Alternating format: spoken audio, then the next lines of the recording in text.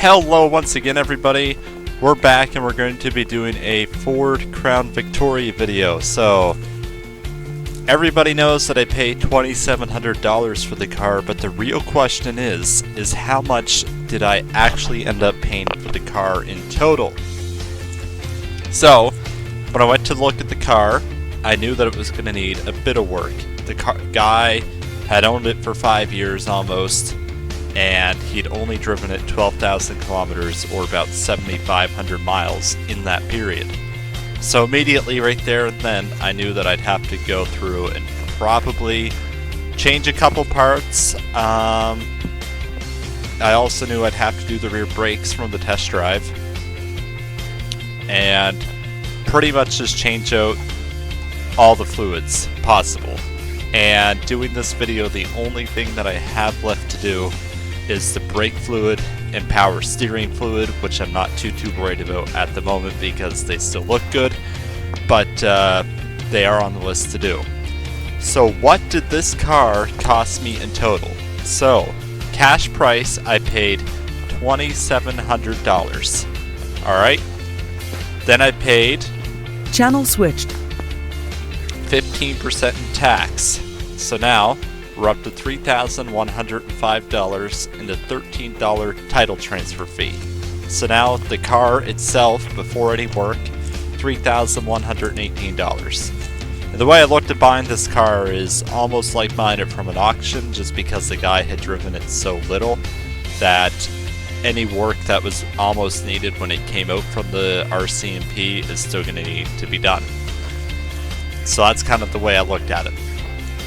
So right now we're sitting at $3,118. So the first thing I did was get an oil changed. And please keep in mind these are Canadian dollars and also include taxes on any of the service work getting done. And a lot of this got done at shops, so please keep that in mind. So we got $38.81 for the oil change. Alright. Then, in order for it to pass safety inspection, it needed new oil cooler lines, which is a police specific part. Usually a 5 to 10 minute job, but we ran into problems when it happened, so I ended up having to pay a bit more in labor because the heads of the oil cooler lines got seized into the holes, and it took quite a while to drill it out because the lines were old sitting there, and I had to get the rear brakes done. In total, that was $560 added onto our bill. Oh god, we screwed it all up here, just hold on. Alright. Plus $560 is what I get charged.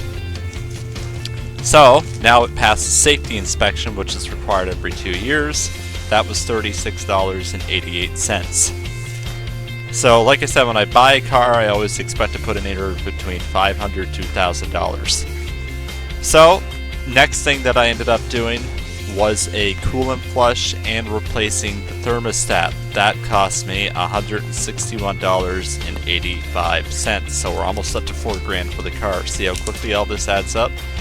The next thing I had to do was buy 2 rear tires for the back and get them mounted and oops.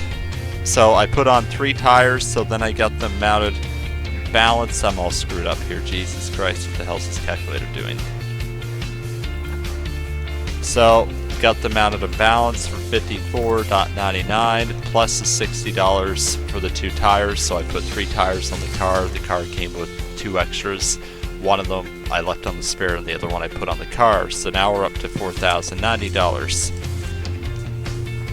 Alright, so that's done. Next thing I got done is a rear differential fluid change. And the rear diff in these cars, the police model specifically, is very thick, and it requires friction modifier. So the friction modifier and the rear axle fluid alone before labor, and the shop charged an hour labor, and I calculated it, and I got hosed big time on the labor because they only had the car in there about 40-45 minutes. So probably won't be using that shop as much as I used to. But anyway, and labor is expensive in these parts. A regular shop ranges between $65 to $75, and a dealer is $85 to $100. So please keep that in mind. So The rear differential oil change is $237.41. Alright, so that was that. Then I got the car in for an alignment.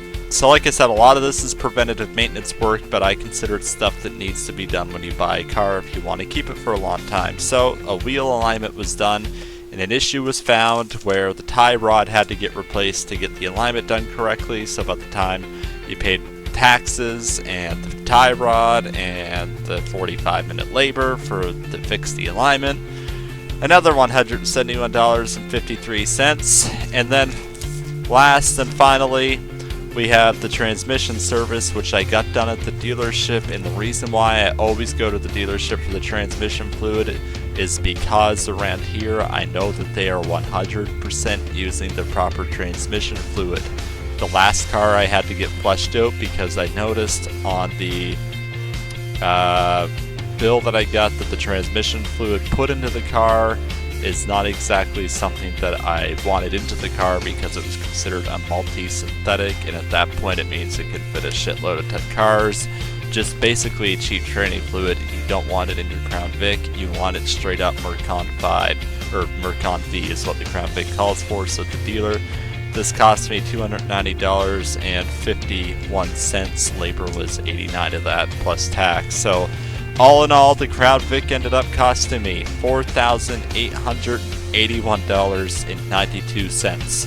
And I know a lot of you are like, wow, that's a lot of money. But when you sit down, think about it, the car has 77,000 miles now, 188 idle hours.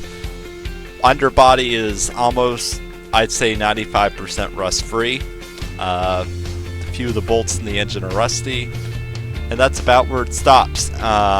Body, just had to get the left rear door slightly touched up because it was involved in an accident. The paint they used kind of flaked off of it.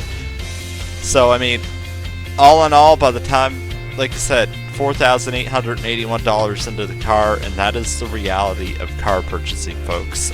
Sometimes you end up needing more work done than what you need or whatnot. But here's the way I look at it. This car, if it was to sell privately, I'd be able to get about $3,800, maybe $4,000 out of it, just because it's rare.